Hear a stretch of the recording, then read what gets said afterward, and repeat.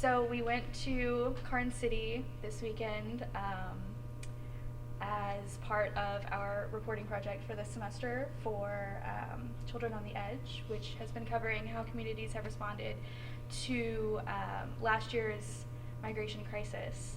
And we had some interesting experiences. Yeah. Yeah. So our course of action when we left was to go to Karnes City and go to church. Essentially, that's what we had. So we had 4 churches that we had identified before we went as ones that might be worth going to. That sounds horrible. Yes. Because they're all worth going to. Well, as things that might be good community centers. That's why we picked churches. Was we wanted things where we would find people from the community that weren't just Right, and people who are socially minded. Yes. And interested in what their community is doing as far as outreach. Exactly. Okay, talking to Father Stanley really reminded me why I like journalism, because at first the conversation felt really stiff, and it felt like we were pulling stuff out of him, like he didn't really want to talk to us. But as we got into the conversation, he really opened up and started smiling and joking with us. So it reminded me why I like interviewing, because you really get to make people comfortable with you and make people want to tell their story, but it's your job to make them feel comfortable so they can tell it. So that was really interesting. He seemed really tired of, or he had been interviewed 2 times or so before, he mentioned, and he seemed kind of tired of the negativity. It seemed like reporters were really pulling certain kind of answers from him. So I think he was skeptical to talk to Aubrey and I because of that.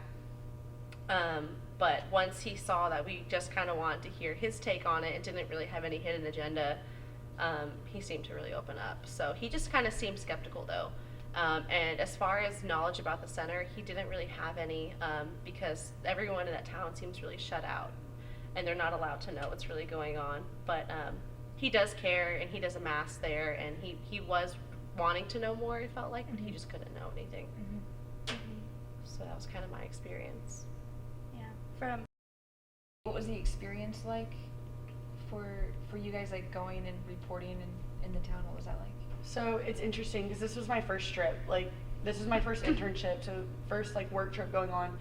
And I was really nervous, but I tried to hide that from y'all when we were traveling, just I'm ready to go. And I've had this stigma around interviewing lately of just feeling like I'm having to pry things out of people and a negative connotation wrapped around it. And I think that this really broke down those barriers and reminded me, like you said, of why I got into this industry. It doesn't have to be bad, and I feel like sometimes I fall into society's, frame around this industry. And so it was really neat to go and meet people and really feel like I was able to just sit down and just have a conversation. At the end of the day, that's all my interview was, and really have my own perspective, because we all have our own political inputs, but working on this project has opened my own eyes to that. And I think that's huge. And so this trip just left a lasting impact on me, to really not create these boundaries of what I should expect, but really just go into it open-minded and just be available for what might come my way. Yeah. I think you bring up a good point, the courage that it takes for us to just show up when we are hearing people talk about things that might fly in the face of our own personal beliefs or religious beliefs or political beliefs, and be able to just listen with an open mind and accept people's stories and accept them for who they are, without passing judgment, even though we might differ on opinion. I just think that takes a huge amount of courage, to put ourselves in that position to even hear what they have to say and to hear their stories. Yeah, I think that's just what makes you a journalist, being able to go up to someone. I know I was terrified to approach the Father Stanley at the church, because we've never been to this town. We don't know any of the people at the church. We went into it completely blind. But being able, it's what sets you apart as a journalist, and I think what'll make you go farther in this industry is just being able to make people comfortable with you, and making them feel like they can be honest with you and tell their story without completely open. So I think that's what's nice about it. And this trip was awesome because I felt like I was able to put that to practice.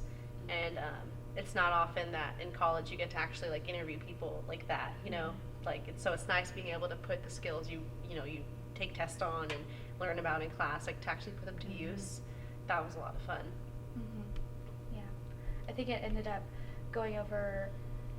I didn't feel very confident going into this because I wasn't sure how it was going to go, and once we got through like the initial questioning and got through kind of an introduction to each other and an introduction to what we were talking about and things like that, it got a lot more comfortable, and that started to open up more doors.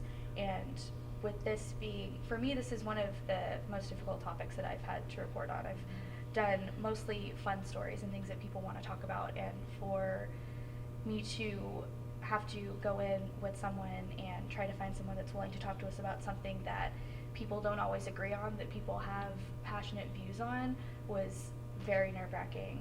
And to finally be able to get someone to warm up to us and then begin to help us and begin to give us good information and lead us into a better mindset about it and being more educated about something was very good for the journalist part of me. It made me feel like I had turned over a new leaf.